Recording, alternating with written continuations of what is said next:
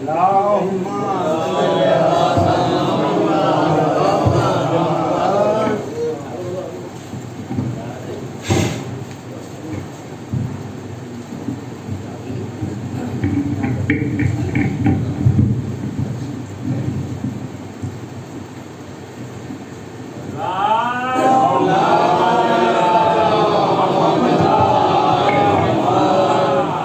رحم اللہ کرم.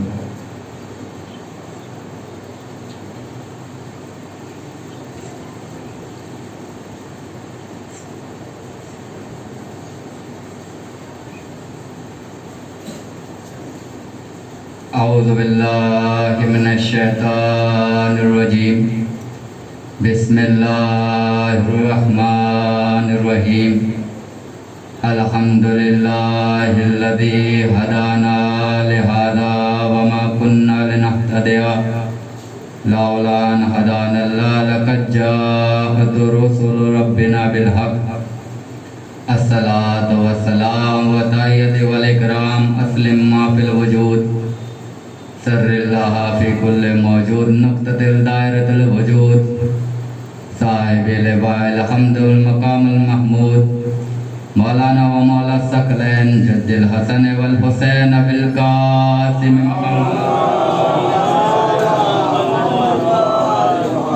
اہل بیت الطیبین الطاہرین المعصومین المظلومین منتخبین المنتجبین ولعنت اللہ علی اعدائہم اجمعین من یومنا ھذا قیام یوم الدین. اما بعد فقد قال اللہ سبحانہ فی کتاب مبین. بسم اللہ الرحمن الرحیم.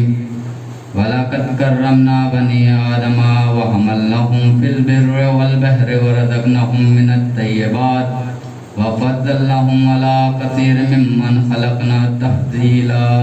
صلوات پڑھیں.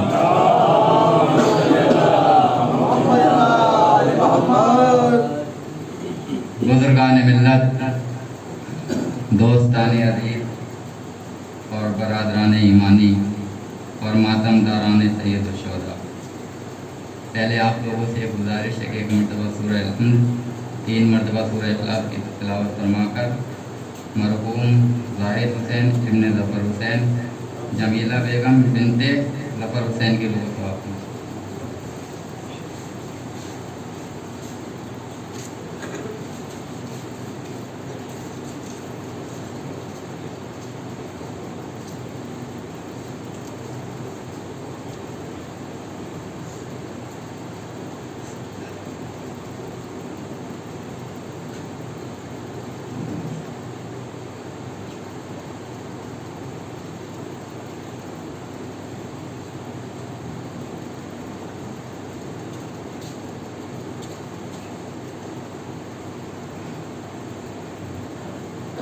بزرگان ملت، دوستان عزیز اور برادران ایمانی اور ماتم داران سید الشہداء، جس آیہ کریمہ کی میں نے آپ کے سامنے تلاوت کی وہ سورہ بنی اسرائیل کی 70ویں آیت ہے کہ جس آیت میں اللہ انسان کو اس کی عزت سے، اس کی عظمت سے، جو سہولتیں عطا کی ان سے، جو فضیلتیں عطا کی ان فضیلتوں سے آگاہ کر رہا ہے. یعنی اللہ سوئے ہوئے ذہن انسانی کو جگا رہا ہے اور فوراً اگلی آیت میں ارشاد فرمایا یوم ندعو کل اناس بامامہم، کہ ہر انسان کو محشر میں اس کے امام کے ساتھ بلایا جائے گا. جب اللہ نے انسان کو اس کی عظمت سے آگاہ کر دیا، پھر اگلی آیت میں ارشاد فرمایا کہ ہر انسان کو محشر میں اس کے امام کے ساتھ بلایا جائے گا. اللہ نے انسان کو اشرف مخلوقات بنایا اور اللہ نے انسان سے کہا کہ ہم نے تم کو اتنی عزت دی، اتنی عظمت دی، اتنی سہولت دی، اپنی عظمت پر غور کرو اور اس کے بعد اسی دنیا میں طے کرو کہ تم کو کس امام کے ساتھ آنا ہے. تم کو معصوم امام کے ساتھ آنا ہے یا اپنے سے بھی کمتر کے ساتھ آنا ہے. اللہ نے انسان اور امام کے ذکر کو مربوط کر دیا. خالی اللہ نے انسان کے ذکر کو ذکر نہیں رکھا بلکہ دینہ معرفت امام بنا دیا. اور اللہ نے انسان کو اتنی عزت دی, اتنی عظمت دی کہ اللہ نے انسان کو جب تک خلق نہ کیا کہ جب تک اس کی ضرورتوں کو خلق نہ کر دیا. انسان کو پانی کی ضرورت تھی, اللہ نے پانی کو پہلے خلق کیا, انسان کو بعد میں خلق کیا. ہوا کو پہلے خلق کیا, انسان کو بعد میں خلق کیا. چاند کو پہلے خلق کیا, انسان کو بعد میں خلق کیا. ستاروں کو پہلے خلق کیا, انسان کو بعد میں خلق کیا. سورج کو پہلے خلق کیا, انسان کو بعد میں خلق کیا. آکسیجن کو پہلے خلق کیا, انسان کو بعد میں خلق کیا. یہ آکسیجن, یہ ہوا, یہ غذا, یہ سب انسان کی ضرورت تھی. اللہ نے ان سب کو پہلے خلق کیا اور انسان کو بعد میں خلق کیا, اور ایک پہچان بنا دی کہ انسان ضرورت مند ہے. ضرورت مند کو بعد میں خلق کیا جاتا ہے, ضرورتوں کو پہلے خلق کیا جاتا ہے. ہوا انسان کی ضرورت ہے, انسان ضرورت مند ہے. پانی انسان کی ضرورت ہے, انسان ضرورت مند ہے. چاند انسان کی ضرورت ہے, انسان ضرورت مند ہے. ستارے انسان کی ضرورت ہے, انسان ضرورت مند ہے. سورج انسان کی ضرورت ہے, انسان ضرورت مند ہے. آکسیجن حیات انسانی کی ضرورت ہے اور انسان ضرورت مند ہے. اللہ نے ایک پہچان بنا دی کہ انسان ضرورت مند ہے. ضرورت مند کو بعد میں خلق کیا جاتا ہے, ضرورتوں کو پہلے خلق کیا جاتا ہے. آدم انسان کی ضرورت تھے, آدمی سے پہلے خلق کیے گئے, یعنی جو انسان سے پہلے خلق ہو وہ انسان کی ضرورت ہے, اور جو سب سے پہلے خلق ہو وہ پوری کائنات کی ضرورت ہے. صلوات پڑھیں عظمت محمد والے.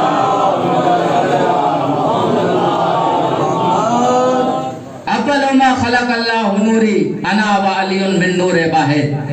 محمد اور آل محمد کا نور پوری کائنات کی ضرورت تھا, اس لیے سب سے پہلے خلق کیا گیا. آدم انسان کی ضرورت تھے, اس لیے انسان سے پہلے خلق کیے گئے. اور محمد اور آل محمد کا نور پوری کائنات کی ضرورت تھا, اس لیے سب سے پہلے خلق کیا گیا. اللہ نے انسان کو کائے سے بنایا. اللہ نے جو انسان کو خلق کیا کن چیزوں سے کیا؟ اللہ نے انسان کو عناصر اربع سے بنایا. یہ عناصر اربع ہے کیا؟ اللہ نے انسان کو عناصر اربع سے بنایا. ایک آگ, ایک ہوا, ایک پانی اور ایک مٹی. ان چار چیزوں سے انسان کو خلق کیا, اور اللہ نے انسان کو عناصر اربع سے بنایا اور امام کو اپنے نور سے بنایا. امام کو اپنے نور سے بنایا اور انسان کو عناصر اربع سے بنایا. اور اللہ نے خلقت کے ساتھ ساتھ اپنی قدرت بھی دکھا دی کہ جن چیزوں سے اللہ نے انسان کو خلق کیا وہ سب نایاب نہیں ہے, وہ سب دستیاب ہے. آگ ہر کہیں مل جائے گی, پانی ہر کہیں مل جائے گا, ہوا ہر کہیں مل جائے گی, مٹی ہر کہیں مل جائے گی. سب نایاب نہیں ہے, سب دستیاب ہے, لیکن اللہ نے ان کے ساتھ ساتھ اپنی قدرت بھی دکھا دی. آپ کسی کو بڑے بڑے آرٹسٹ کو آگ دیجئے, ہوا دیجئے, پانی دیجئے, مٹی دیجئے اور کہیے صاحب ایک انسان بنا دو, انسان نہیں بنا سکتا. آپ لوہار کو لوہا دیجئے اور کہیے صاحب تلوار بنا دو, تلوار بنا دے گا, اس لیے کہ تلوار لوہے سے بنتی ہے. آپ دردی کو کپڑا دیجئے اور کہیے صاحب لباس بنا دو, لباس بنا دے گا, اس لیے کہ لباس کپڑے سے بنتا ہے. آپ مستری کو میٹیریل دیجئے اور کہیے صاحب ایک مکان بنا دو, مکان بنا دے گا. لیکن آپ بڑے سے بڑے فنکار کو, بڑے سے بڑے آرٹسٹ کو آگ دیجئے, ہوا دیجئے, پانی دیجئے, مٹی دیجئے اور کہیے صاحب ایک انسان بنا دو, انسان نہیں بنا سکتا. جو بنے گا وہ کیا کہلائے گا؟ جو بنے گا وہ بت کہلائے گا, جو بنے گا وہ اسٹیچو کہلائے گا. اللہ سمجھا رہا ہے کہ جن سے تم بنے, جب تم اپنے جیسا نہیں بنا سکتے تو امام جیسا کیا خاک بناؤ گے؟ صلوات پڑھیں عظمت محمد.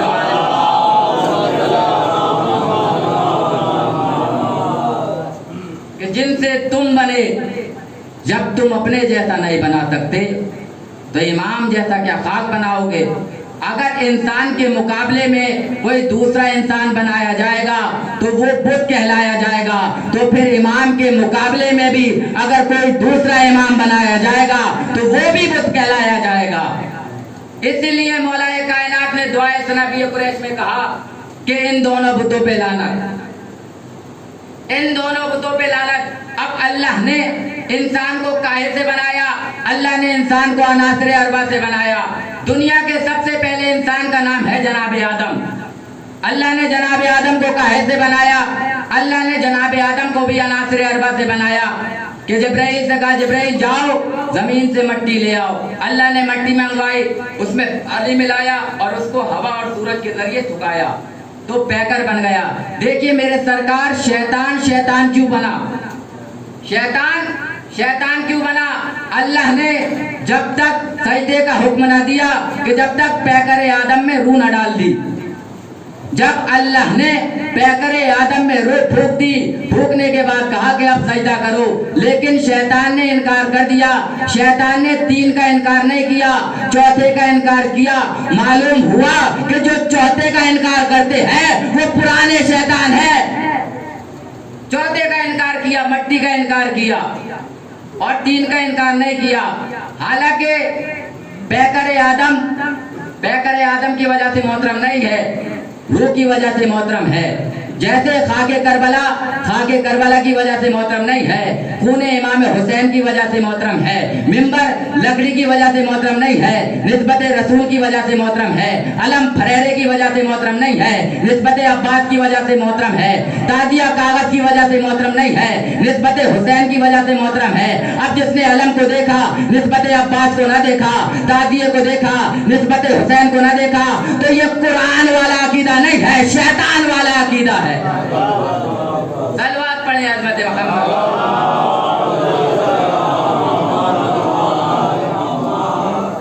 تو یہ قرآن والا عقیدہ نہیں ہے, شیطان والا عقیدہ ہے.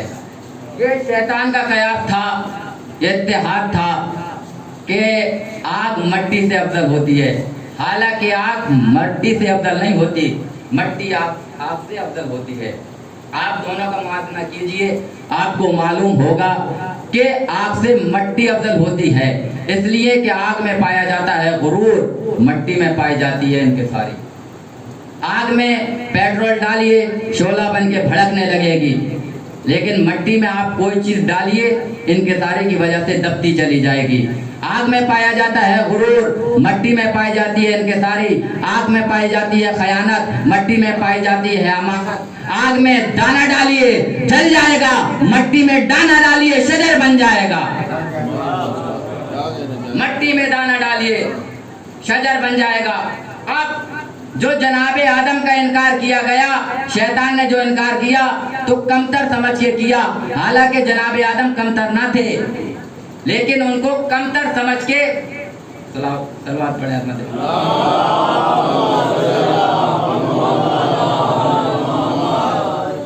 ان کا کمتر سمجھ کے انکار کیا گیا, لیکن میرے مولا کے انکار کرنے والوں نے یہ ریزن نہیں بتایا, یہ وجہ نہیں بتائی, اس لیے کہ میرے مولا نے موقع ہی نہ دیا کہ کوئی مولا کو کمتر سمجھے, کوئی مولا کو کمتر سمجھے. اب تہذیب المتین فی تاریخ امیر المومنین میں ہے کہ مولا باغ میں ٹہل رہے ہیں, مولا باغ میں ٹہل رہے ہیں, ایک غاصب آیا, آنے کے بعد کہا مولا مجھے معلوم ہوا ہے, مجھے پتا چلا ہے کہ آپ مجھ سے ناراض ہیں. کہا ہے میں تجھ سے ناراض ہوں. تو اس نے کہا مولا کیا کیا جائے, یہ کپڑا کاندھے پہ زبردستی کسی نے ڈال دیا. تو مولا نے کہا یہ بتاؤ یہ حق کس کا ہے, یہ فضیلتیں کس میں پائی جاتی ہے.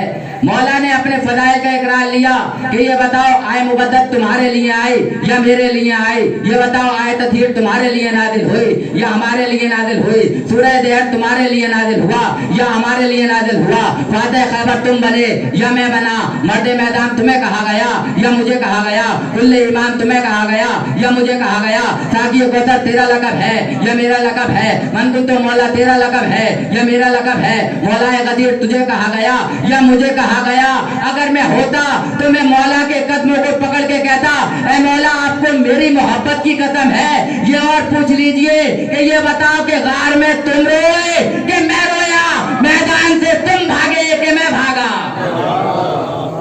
صلوات پڑھیں عظمت محمد والے.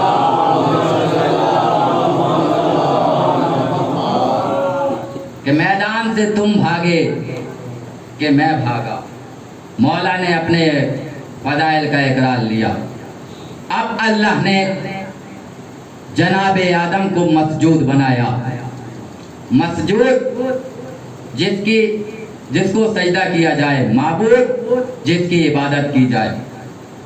अल्लाह ने जनाब आदम को मस्जिद बनाया, लेकिन हालांकि हम मस्जिद, जैसे एक जगह होती है मस्जिद हम किसको समझते हैं? मस्जिद जहाँ पर लोग नमाज पढ़ते हैं, जहाँ मीनारें हो, उसको मस्जिद कहा जाता है। हालांकि इस्लाम में इंसान के अंदर भी खुद मसाजिद सबा रखी अल्लाह ने। इंसान के अंदर 7 चीज़ें ऐसी रखी कि जहाँ पर ये 7 चीज़ें टच हो जाए, मस हो जाए, वो जगह मस्जिद हो जाती है। मस्जिद जहाँ पर अल्लाह की इबादत की जाए, सजदा किया जाए माबूद को, तो जहाँ पर हमारे 7 आज़ा टच हो जाए, मस हो जाए, वो जगह मस्जिद हो जाती है। इंसान के अंदर 7 आज़ा ऐसे हैं, एक पेशानी, दोनों हाथ की हथेली, दोनों पैर के घुटने, दोनों पैर के अंगूठे, ये 7 चीज़ें ऐसी हैं कि जहाँ पर मस हो जाए, टच हो जाए, वो जगह मस्जिद हो जाती है। अब एक इमाम मासूम का दौर था। इमाम मासूम के दौर में एक चोर ने चोरी की। अब वो फैसला बादशाह के पास आया, और बादशाह के पास आने के बाद लोगों ने कहा कि इसको सज़ा सुनाई जाए। अब सज़ा सुनाई गई। किसी ने कहा कि इस चोर के हाथ गट्टे से काट दो, किसी ने कहा कोनी से काट दो, किसी ने कहा शानों से काट दो। इतने में यदुल्ला का वारिस आ गया, और आने के बाद इमाम मासूम ने कहा कि ना तो हाथ गट्टे से काटे जाएंगे, ना तो हाथ शानों से काटे जाएंगे, ना तो हाथ कोनी से काटे जाएंगे, इसकी उंगलियां काट दो, इसलिए कि इसको चोरी की सजा दी जाएगी, इबादत से महरूम ना किया जाएगा। चोरी की सजा दी जाएगी, इबादत से महरूम ना किया जाएगा। अब मेरे सरकार कि जहां पर हम गुनाहगार इंसान के 7 आज़ा टच हो जाए, वो जगह इतनी मोहतरम हो जाए कि वो मस्जिद कहलाने लगे, तो फिर जहां पर इमाम दफन हो जाए, वो जगह कितनी मोहतरम होगी। जहां इमाम दफन हो जाए, वो जगह कितनी मोहतरम होगी। सलवात पढ़े अज़मत मोहम्मद।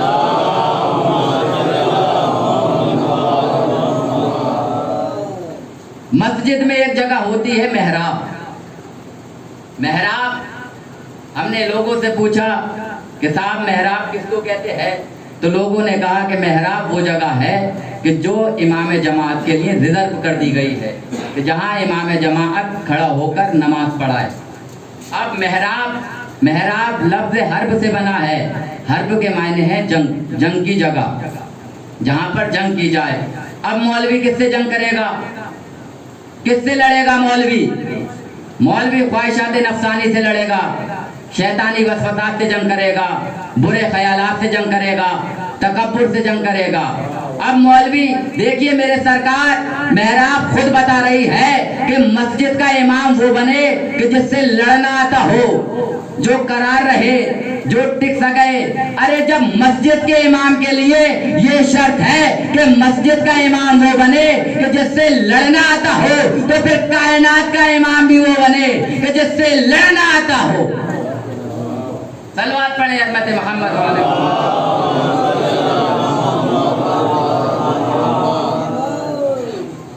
कि मस्जिद का इमाम के लिए जब ये शर्त है कि मस्जिद का इमाम वो बने जो लड़ सके, तो फिर कायनात के इमाम के लिए भी ये शर्त है कि कायनात का इमाम वो बने जो लड़ सके।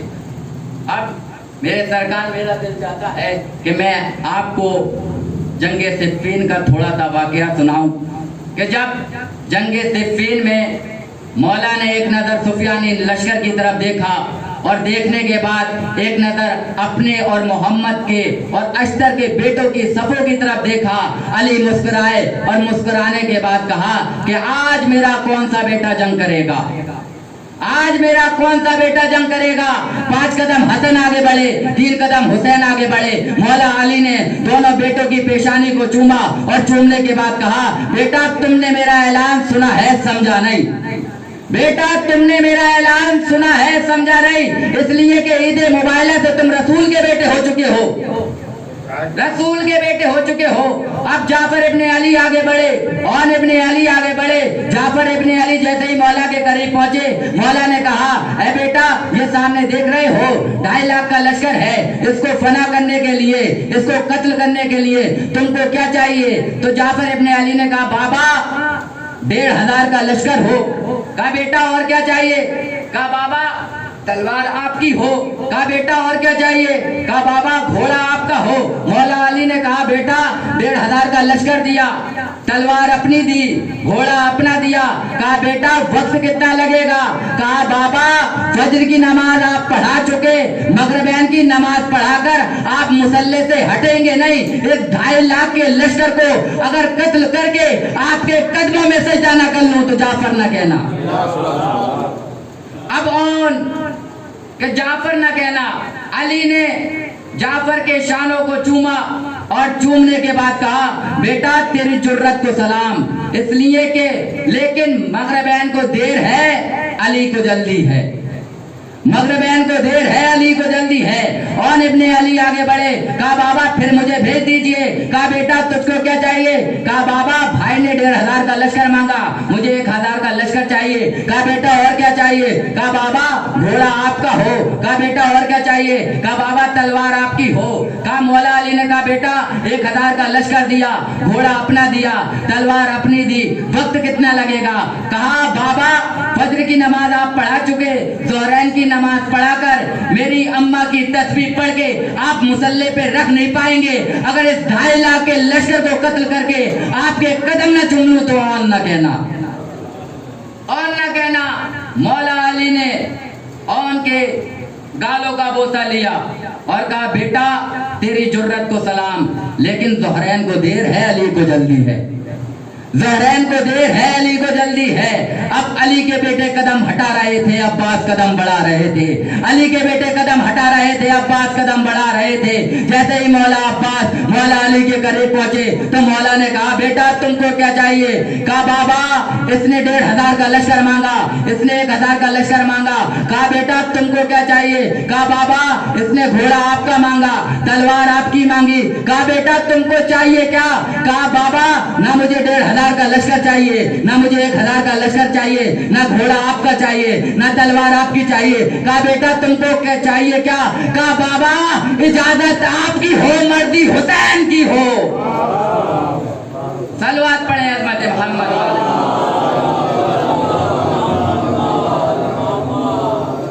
कहा बाबा इजाजत आपकी हो, मर्जी हुसैन की हो। कहा बेटा वक्त कितना लगेगा? कहा बाबा आपकी जुर्रत की कसम, मैं आपका बेटा हूँ, अपने हाथों से दीन पे सवार करना। मैं लश्कर को चीरता हुआ, पहली सफों के सर उड़ाता हुआ, मेमना मैसरा को पलटता हुआ लश्कर के आखिर में पहुंच जाऊंगा। और तेरे पहले मुनकिर की गर्दन गिरने से पहले अगर आखिर का सर कलम न कर दूं तो अब्बास न कहना, तो अब्बास न कहना। अब देखिए हम मौला अली को इमाम क्यों मानते हैं? हम मौला अली को इमाम इसलिए मानते हैं कि मौला उनसे भी लड़े कि जो दिखाई दिए और उनसे भी लड़े जो दिखाई ना दिए। मौला उनसे भी लड़े जो दिखाई दिए और उनसे भी लड़े जो दिखाई ना दिए। जंगे बैरुल अलम में मौला उनसे लड़े कि जो दिखाई ना दिए। जब रसूल खुदा और उनके सहाबी और मौला अली जंगे ज़ातुल सलासिल से लौट रहे थे तो रास्ते में एक सहरा पड़ा कि जिसमें आग के गोलों की बारिश हो रही थी। वहाँ पर काफिलों को रोका गया और रोकने के बाद रसूल खुदा ने पूछा कि यहाँ पर कोई कुआं है? तो कहा हाँ है, लेकिन या नबी अल्लाह इस कुएं में वो जिन्नात रहते हैं कि जिन्होंने सुलेमान पैगंबर की ना मानी तो मुसलमान की क्या मानेंगे।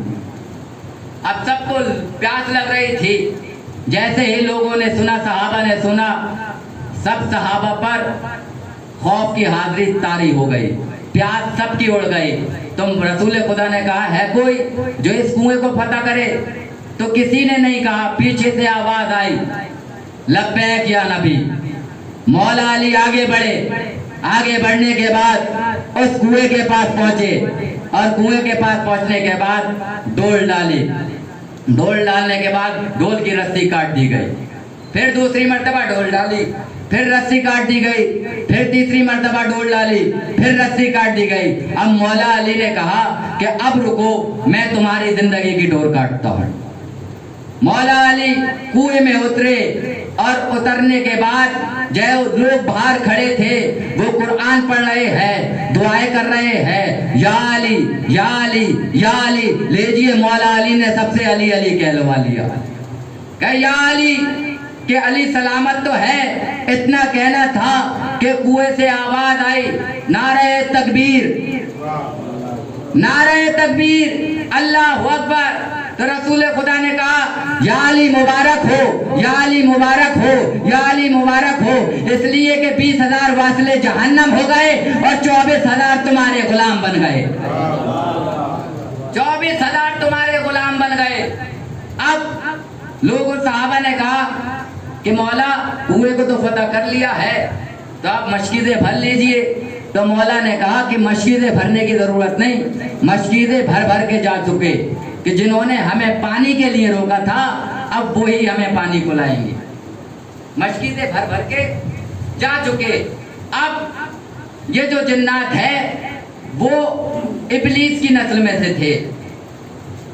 اب تراب کی 59 شیطان نے کی تھی، تراب کا بدلہ باقی تھا، تو ابو تراب نے تراب کا بدلہ لے لیا، ابو تراب نے تراب کا بدلہ لے لیا۔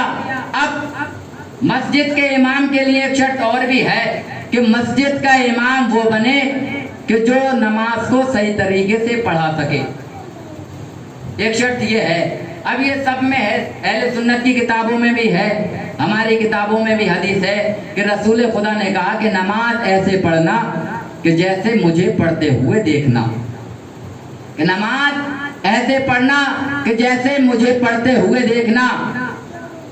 اب ملت مسلمہ میں 73 فرقے ہیں اور 73 فرقوں میں نماز کے 5 طریقے ہیں۔ ایک طریقہ 12 اماموں والا ہے اور 4 طریقے 4 اماموں والے ہیں۔ ایک ابو حنیفہ، مالکی، حنبلی اور شافعی، یہ 4 طریقے 4 اماموں والے ہو گئے، اور ایک طریقہ 12 اماموں والا ہے۔ اب ہم چوتھے کے پہلے کے پاس پہنچے اور پہنچنے کے بعد کہا کیا تم نے نبی کو نماز پڑھتے ہوئے دیکھا ہے؟ تو تاریخ نے کہا احمد یہ تو نبی کی وفات کے 69 سال کے بعد پیدا ہوئے، نماز تو نماز، انہوں نے نبی کو نہیں دیکھا۔ اب ہم دوسرے کے پاس پہنچے تو دوسرے نے، تاریخ نے کہا کہ یہ ان کے بعد تیسرے کے پاس پہنچے تو تاریخ نے کہا کہ یہ ان کے بعد چوتھے کے پاس پہنچے تو تاریخ نے کہا کہ یہ ان کے بعد، اب ہم 12ویں کے پہلے کے پاس پہنچے تو تاریخ نے کہا کہ 12ویں کا پہلا وہ کہ جس نے سب سے پہلے پڑھتے ہوئے دیکھا۔ 12ویں کے دوسرے کے پاس پہنچے تو تاریخ نے کہا کہ 12ویں کا دوسرا وہ کہ جس نے پہلو میں کھڑے ہو کے نماز پڑھتے ہوئے دیکھا۔ اب تاریخ میں اب ہم 12ویں کے تیسرے کے پاس پہنچے تو تاریخ نے کہا کہ 12ویں کا تیسرا وہ کہ جس نے نبی کی پشت پر اتنی دیر نماز کو بیٹھ کر دیکھا کہ صحابہ منہ اٹھا اٹھا کر دیکھنے لگے کہ کون بیٹا ہے، کہ کون بیٹا ہے۔ ہمیں تاریخ میں کوئی مسئلہ نہیں ملتا کہ کسی نے نماز تمام ہو کر یہ مسئلہ پوچھا ہو کہ یا نبی اللہ ہم نے نیت کی تھی قربتاً اللہ اور ہم نے زیارت کر لی امام کی، کیا ہماری نماز صحیح ہے؟ نماز دوبارہ پڑھی جائے یا نماز صحیح ہے؟ وضو دوبارہ کیا جائے یا وضو صحیح ہے؟ تاریخ میں کوئی مسئلہ نہیں ملتا کہ جس نے یہ پوچھا ہو کہ یا نبی اللہ نماز دوبارہ پڑھی جائے یا نماز صحیح ہے، وضو دوبارہ کیا جائے یا وضو صحیح ہے۔ تو بھیا یہیں سے سمجھو کہ جب نماز میں امام کی زیارت کرنے سے نماز نہیں ٹوٹ سکتی تو علم کو دیکھ کے نکاح کیسے ٹوٹ سکتا ہے؟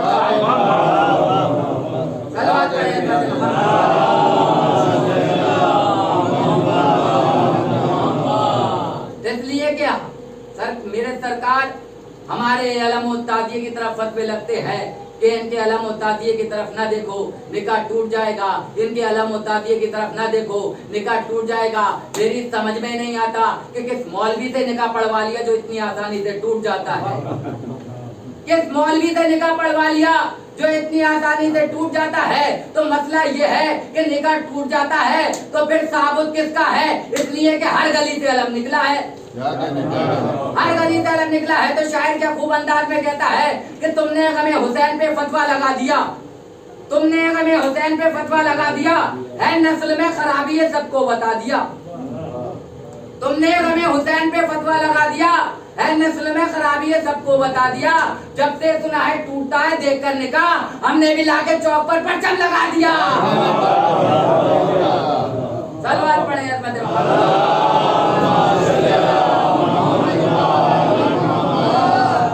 फिर शायर अगले शेर में कहता है कि अली के बुग़्ज़ में ऐसा नसीब फूट गया, ज़हन से दामनो अक्लो शऊर छूट गया। अली के बुग़्ज़ में ऐसा नसीब फूट गया, ज़हन से दामनो अक्लो शऊर छूट गया। अब उनकी नस्ल में कैसे कोई हलाली हो, अलम को देख के जिनका निकाह टूट गया। सलवात पढ़े अहमद